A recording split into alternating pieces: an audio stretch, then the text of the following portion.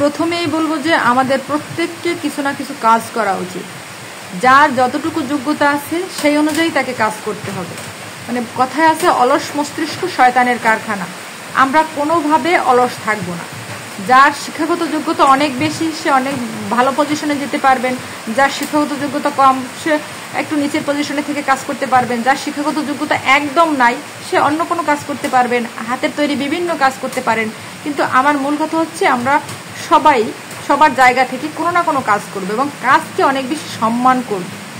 আপনার অন্য কাউকে সম্মান করার দরকার নাই। আপনি অফিসের বড় বসকে তেল দিলেন, তাকে হুজুর হুজুর করলেন, কিন্তু আপনি কাজে ফাঁকি দিলেন, এটা করার দরকার নাই। আপনি কাজ প্রপার ওয়েতে আপনি কাজটা করবেন, ঠিকঠাক মতন কাজটা করবেন এবং কাজটাকে সম্মান দিবেন।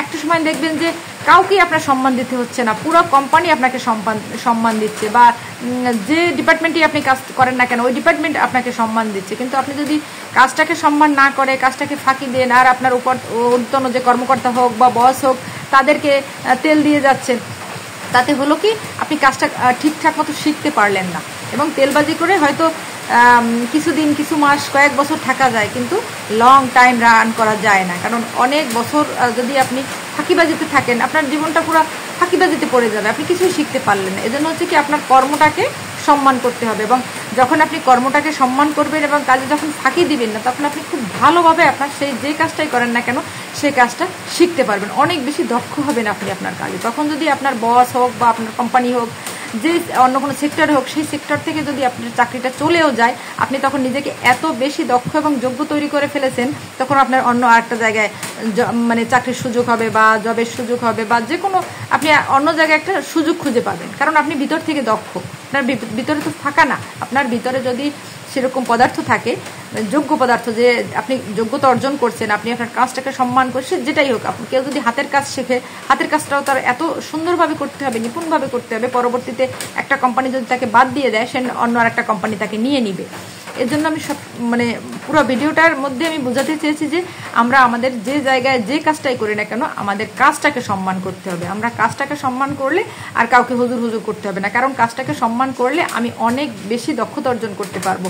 আর এই দক্ষতাটার মাধ্যমেই আমার এখান থেকে যদি কাজটা চলে যায় আমি অন্য আর একটা জায়গায় কাজ খুঁজে নিতে পারবো। যার কারণে আমাদের কাজের প্রতি ফোকাস দিতে হবে। কাজটাই ছিল আমাদের মূল উদ্দেশ্য, যে আমি কাজটাকে সম্মান করব, কাজটাকে ভালোবাসবো।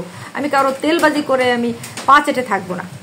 এটা যদি আমরা সবাই মনে প্রাণে বিশ্বাস করি তাহলে আমরা নিজেরা যার যার সেক্টরে যার যার কর্মক্ষেত্রে অনেক বেশি দক্ষ এবং যোগ্য এবং দক্ষ হব এবং আমাদের মনের ভিতরে অনেক একটা আত্মবিশ্বাস থাকবে যে আমি এই কাজটা একটু একটু করে শিখতে শিখতে আজকে এতটা শিখে ফেলছি। একটা আত্মবিশ্বাস কিন্তু আপনার যে কোনো সাকসেসের ক্ষেত্রে অনেক বেশি গুরুত্বপূর্ণ।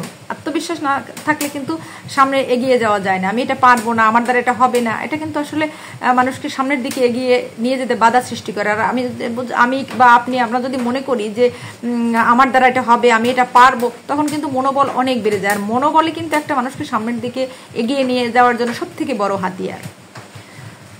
পুরো ভিডিওটা কেমন লাগলো প্লিজ একটু কমেন্টের মাধ্যমে জানাবেন। আর এতক্ষণ ধৈর্য ধরে যারা ভিডিওটা দেখলেন সবাইকে অসংখ্য ধন্যবাদ। এখনকার মতন আল্লাহ হাফেজ।